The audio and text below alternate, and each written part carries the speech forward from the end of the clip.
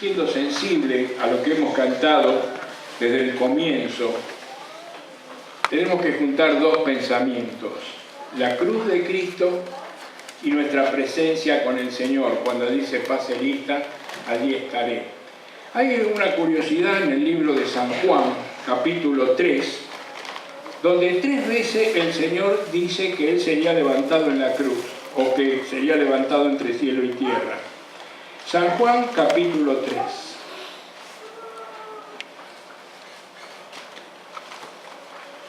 El Señor está hablando con Nicodemo.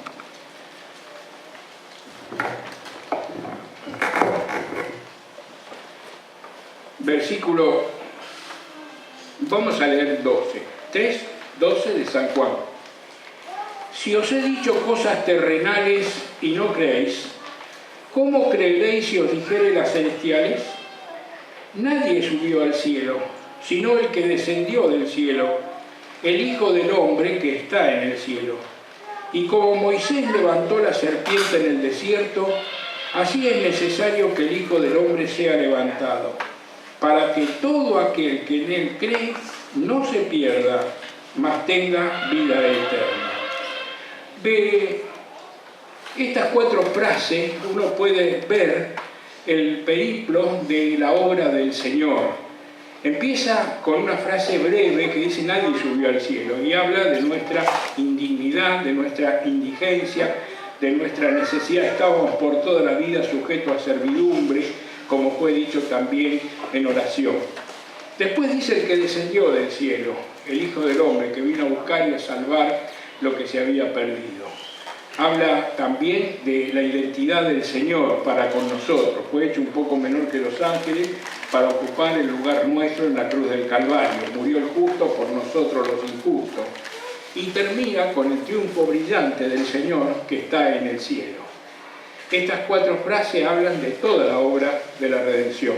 Pero después el Señor le dice a Nicodemo esta revelación, entre tantas revelaciones que hay en este trozo de la Escritura, capítulo 3 de San Juan, hay algunas revelaciones extraordinarias, pero le dice que sería levantado, como Moisés levantó la serpiente, y hace una referencia al libro de Números en el capítulo 21, en un incidente del pueblo de Israel, cuando la murmuración, la transgresión, la rebeldía del pueblo hizo que en la ira de Dios, el castigo de su propio pecado, aparecieran serpientes ardientes que mordían al pueblo y murió mucho pueblo. Porque el pecado siempre trae consecuencias. No hay pecado bueno, el pecado siempre es nocivo y el pecado en sí tiene sus propias consecuencias. El pecado es el que saca de comunión de la Iglesia, que tiene que ser santa y que es santa, en cambio el mundo es corrupto. La Iglesia empieza entonces, cuando hay disciplina, la obra de la restauración. Y el Señor menciona a este elemento, como Moisés levantó la serpiente en el desierto. Y uno piensa en la cruz de Cristo, sería levantado, y allí tuvieron que estar nuestros pecados. En aquella oportunidad Dios le dio esta salida ante la intercesión de Moisés y le dice: hazte una serpiente de bronce, ¿no? Y uno, para hacer una serpiente, en aquellos tiempos, un trabajo de orfebre, o de herrero, o de artista, tenía que ser calentada en fuego, machacada, golpeado, y habla de que el elemento que el Señor cargó fue un golpe grande. Por algo Isaías proféticamente dice que molido fue por nuestras rebeliones, por nuestra enfermedad. El castigo de nuestra paz fue sobre él. Fue como raíz de tierra seca, sin parecer ni hermosura. Se ha herido, golpeado, escupido. Y así como las personas tenían que mirar aquella serpiente que estaba sobre un asta, no era la serpiente lo que iba a traer la solución, era la fe puesta en la obediencia, por la fe que tenían que poner en ese elemento que era la maldición. Cuando nuestros pecados estuvieron allí, sobre Cristo, también nosotros hemos sido perdonados. Él pagó el precio de nuestro rescate, para todo. Y el precio fue altísimo. Dice, para que todo aquel que en Él cree no se pierda. Y cuando hablamos de San Juan 3:16, que habla de las pérdidas, yo me acuerdo de aquella canción pequeña, muy antigua, que decía: perder los bienes es mucho, perder la salud es más, pero perder el alma es pérdida tal que no se recupera jamás. Y de eso se trata, no era una pérdida temporal, sino era una pérdida irreversible para nosotros. Y el Señor fue levantado para que hubiese un perdón que fue otorgado y que es otorgado por la justicia emergente de la cruz, porque la justicia fue satisfecha totalmente por el Señor Jesucristo. La cruz del Calvario, el punto central de la historia de la humanidad, fue el altar del universo, y en ese altar una ofrenda voluntaria, excelente, óptima, satisfizo la justicia justa de Dios. Y fuese levantado entre cielo y tierra, habría salvación. La segunda vez que el Señor menciona que sería levantado está en San Juan capítulo 8, y creo que es el versículo 28. Sí, leo desde el 26. San Juan 8, 26. Muchas cosas tengo que decir y juzgar de vosotros, pero el que me envió es verdadero, y yo, lo que he oído de él, esto hablo al mundo. Pero no entendieron que les hablaba del Padre. Les dijo Jesús: cuando hayáis levantado al Hijo del Hombre, entonces conoceréis que yo soy, y que nada hago por mí mismo, sino que según me enseñó el Padre, así hablo, porque el que me envió conmigo está, no me ha dejado solo el Padre, porque yo hago siempre lo que le agrada. Habiendo él hablado estas cosas, muchos creyeron en él. Y si fuese levantado, conoceréis que yo soy. Esta expresión es la expresión de la deidad. Yo soy el que soy, Dios le dijo a Moisés. Y el yo soy, que aparece 7 veces, yo soy la puerta, yo soy el pan de vida, etcétera, etcétera, el Señor demuestra allí su deidad. Y cuando uno ve en la cruz del Calvario la muerte del Señor, el soportar, solamente Dios podía hacer esta obra.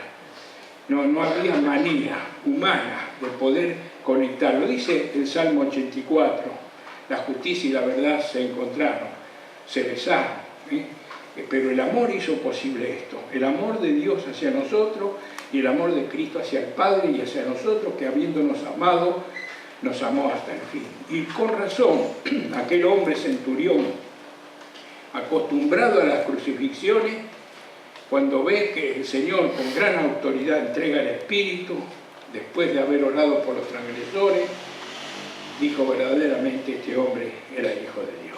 Y él allí dice: si fuese levantado, conoceréis que yo soy. Y gracias a Dios podemos mirar que aquella obra, como dice después en Apocalipsis, la salvación es del Señor, es de Dios. Y Dios planificó esta salvación, y Cristo la ejecutó, y el Espíritu Santo la aplica y la hace real a nosotros, pero el Señor entre cielo y tierra, en la misma hora, conforme a las profecías que Moisés había matado el primer cordero en la Pascua, muere entregando su vida por nosotros. Verdaderamente es para nosotros una demostración, es mucho más. Era un gran maestro, un gran señor, un escriba exitoso, precioso, pero era Dios manifestado en carne para venir a buscarnos y para hacer la obra que no podíamos hacer ninguno de nosotros. Y la otra expresión está en capítulo 12 de San Juan.